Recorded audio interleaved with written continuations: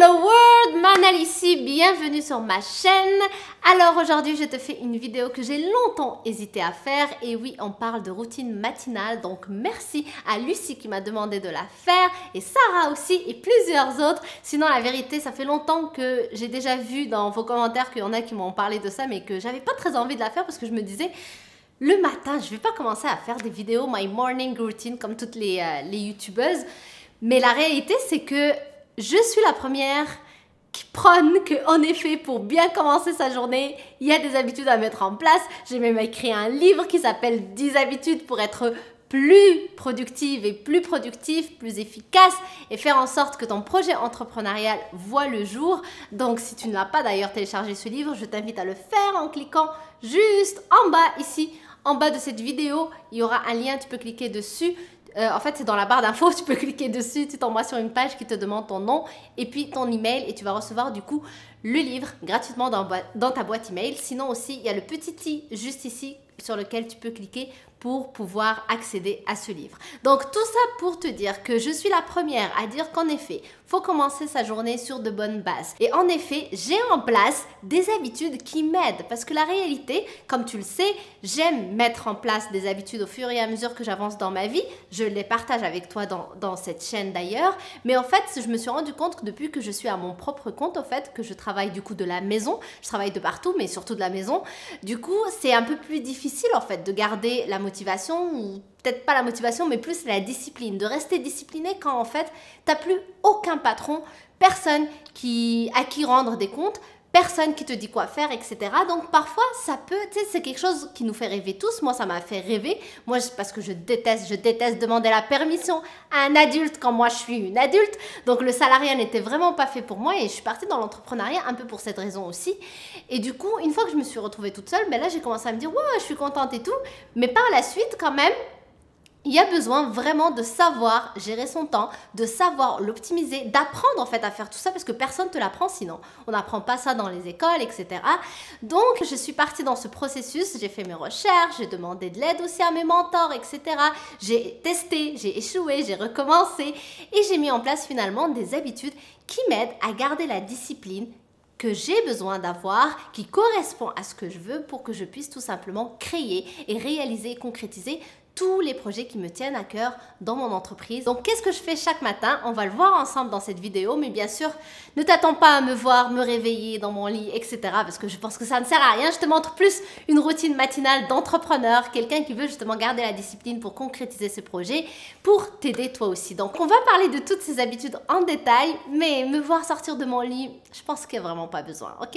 Allez, c'est parti. Donc, première chose que je fais lorsque je me réveille, quand je me lève vraiment, j'ouvre les yeux, je me réveille, je me retourne, ou des fois je me réveille, je suis déjà retournée du bon sens, c'est-à-dire le sens où il y a ma table de nuit, et bien il y a mon journal de vie là-dessus que je prends et je commence tout simplement à écrire mes gratitudes dès le matin. Donc je pense que j'ai déjà partagé avec toi ça dans plusieurs vidéos. J'utilise le journal de vie pour écrire mes gratitudes le matin et le soir. On n'a pas besoin bien évidemment de ce journal en particulier pour faire cette activité de juste prendre le temps de remercier la vie pour ce que la vie t'offre en fait et de prendre conscience de ce que tu as plutôt que de rester juste dans le manque parce que souvent justement l'être humain on reste dans le manque. Il me manque ceci, il me manque cela, j'ai besoin encore de ça. Dès que j'atteins un objectif, je pense à ce qui me manque encore donc je pense à le prochain objectif et je ne suis jamais dans cette reconnaissance où juste j'apprécie aussi ce que je suis en train de vivre et ce que je suis en train d'atteindre aussi comme objectif, etc.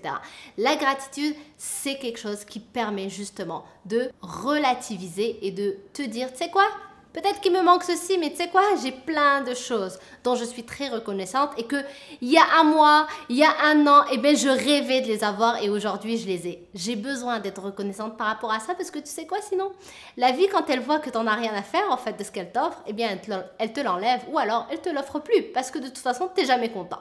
Donc, c'est juste comme un ami. Si un ami t'offre un cadeau et que tu n'es jamais content, au bout d'un moment, il va arrêter de le faire. Donc, la gratitude, c'est pour te permettre de rester dans cet état de reconnaissance, dans cet état de bonheur aussi et de le faire chaque matin, et bien ça te permet de commencer justement la journée sur de bonnes vibes. Et le journal de vie, moi je l'ai choisi pour le faire et il te permet de le faire le matin et le soir. Donc le matin pour commencer ta journée sur de bonnes vibes et le soir pour terminer ta journée sur une bonne note et avoir un sommeil tranquille. Donc le journal de vie, tu peux te le procurer aussi, hein, je te le mets toujours en bas dans la barre d'infos, en bas de cette vidéo, tu peux te le procurer si tu veux, mais comme je t'ai dit, tu peux aussi utiliser juste une feuille, n'importe quel carnet que tu aurais chez toi. Le journal de vie par contre, il est beau. Donc si tu as envie d'avoir un petit truc joli qui te motive en plus d'écrire dessus chaque matin et chaque soir, eh bien n'hésite pas à te le procurer. Le lien est juste en bas de cette vidéo. Ensuite, deuxième chose que je vais faire, c'est que je me dirige dans la salle de bain bien évidemment. Donc je me lave le visage, etc.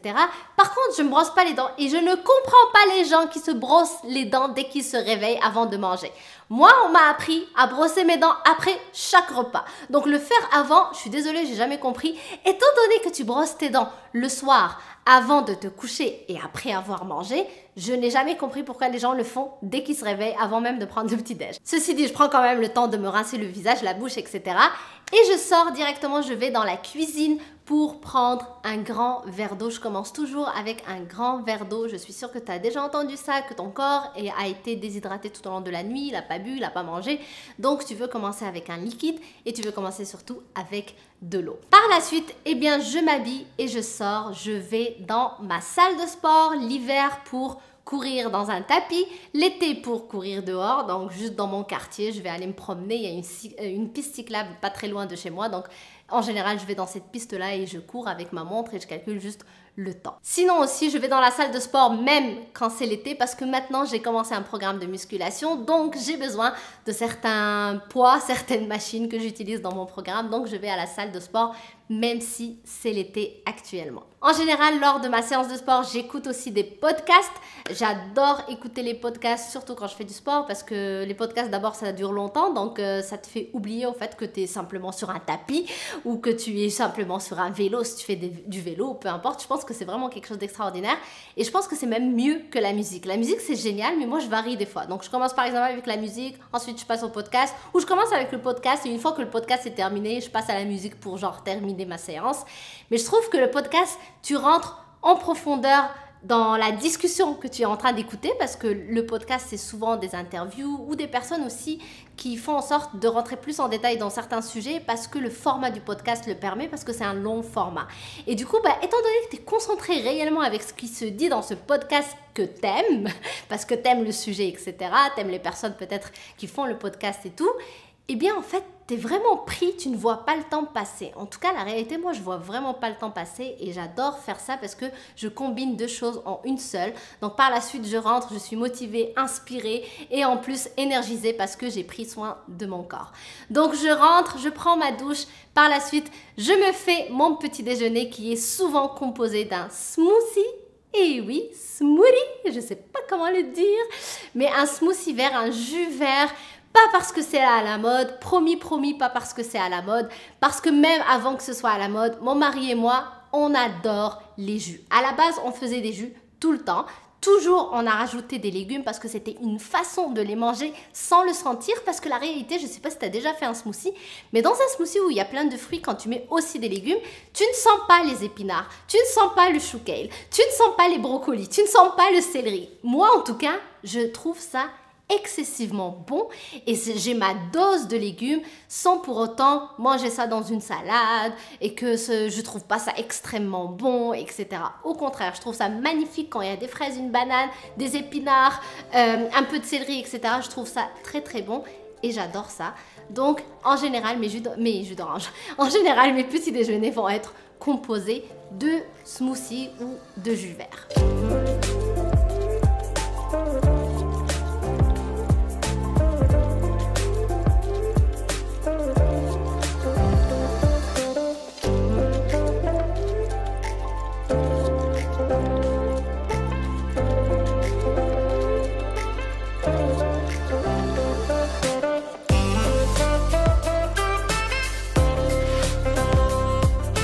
Ensuite, je prends le temps de méditer et c'est nouveau. Quand je dis nouveau, ça veut dire que j'ai commencé ça l'automne dernier. J'ai arrêté, ensuite j'ai repris, ensuite j'ai arrêté et c'est à mon retour de Bali parce que déjà quand je suis allée à Bali, donc j'étais un peu dans cette ambiance de méditation, dans cette île, au fait, donc dans leur culture, ça fait un peu plus partie de leur culture, la méditation et tout, les gens sont plus ouverts à ça, donc je me suis encore plus ouverte à cette activité-là. Donc quand on est revenu de ce voyage, donc c'était en février, je suis revenue en mars, eh bien j'ai repris du coup la méditation et j'ai commencé par 5 minutes chaque matin après mon petit-déj, donc je m'assois 5 minutes, je prends le temps de juste prendre conscience de ma respiration, donc je me concentre avec ma respiration lorsque je respire, ensuite lorsque j'expire, j'inspire, j'expire, j'inspire, j'expire, et je me concentre avec ça. Quand mes pensées partent, je reviens. Je me rends compte que je suis partie, je me dis ok, là je suis plus du tout concentrée sur ma respiration, je suis déjà dans d'autres pensées, je reviens, je me reconcentre encore sur ma respiration. Aussi, ce que je fais parfois lorsque je veux me concentrer sur autre chose que ma respiration, je me concentre sur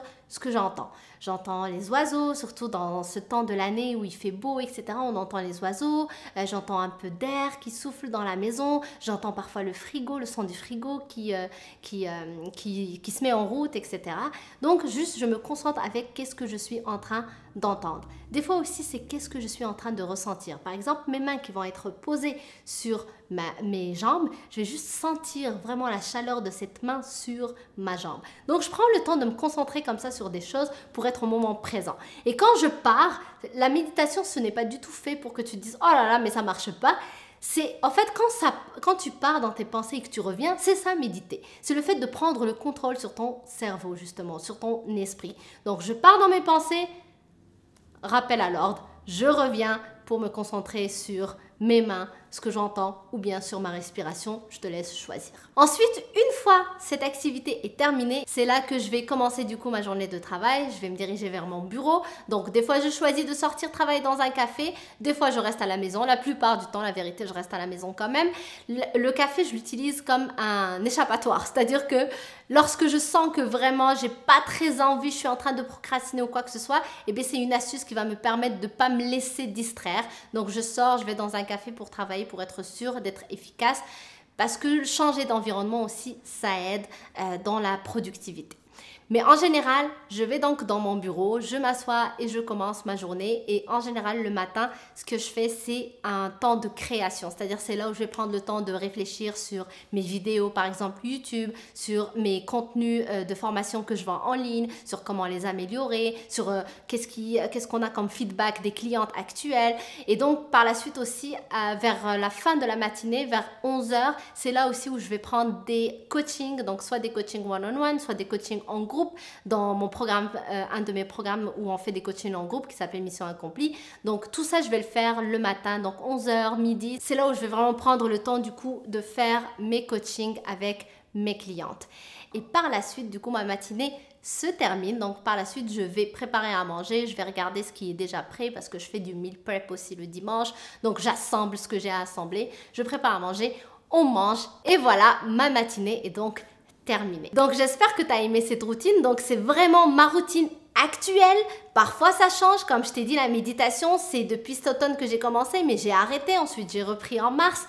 Donc des fois les choses changent, je teste, je reteste, je vois vraiment ce qui fonctionne pour moi et je t'invite réellement à faire la même chose. C'est-à-dire c'est pas parce qu'il y a une routine qui compose certaines activités qui fonctionnent pour quelqu'un que tu regardes sur YouTube ou quelqu'un que tu connais, que c'est exactement ça que tu dois prendre. Donc si je partage ça avec toi, c'est vraiment pour t'inspirer, mais aussi pour te permettre de dire t'es pas obligé de faire exactement comme moi je te le dis, tu peux choisir des activités qui te conviennent. Si toi par exemple la méditation ça ne te parle pas encore, c'est pas là où tu es rendu à ce moment-là, ou tu préfères faire par exemple du journaling, ben, tu peux faire ça à la place. Si par exemple le sport tu préfères le laisser le soir, laisse-le le soir. Moi je préfère le matin parce que ça m'énergise, ça me permet vraiment de commencer ma journée sur une bonne note et je le recommande en effet, mais si tu dis que toi tu as testé et c'est pas pour toi, c'est ok aussi. Tout ça pour te dire qu'il n'y a pas de bonne ou mauvaise réponse, il y a juste toi qui dois savoir qu'est-ce qui fonctionne pour toi, mais pour le savoir, il faut d'abord tester. Donc j'espère que cette vidéo t'aura inspiré à tester quelques habitudes, j'espère qu'elle t'a plu. Si c'est le cas, laisse-moi le savoir avec des pouces bleus, of course. Et bien évidemment, si tu n'es pas encore abonné à ma chaîne, eh bien, qu'est-ce que t'attends? Le bouton rouge est juste ici. Et moi, je te remercie sincèrement d'être avec moi ici. Et je te dis à très bientôt sur une nouvelle vidéo.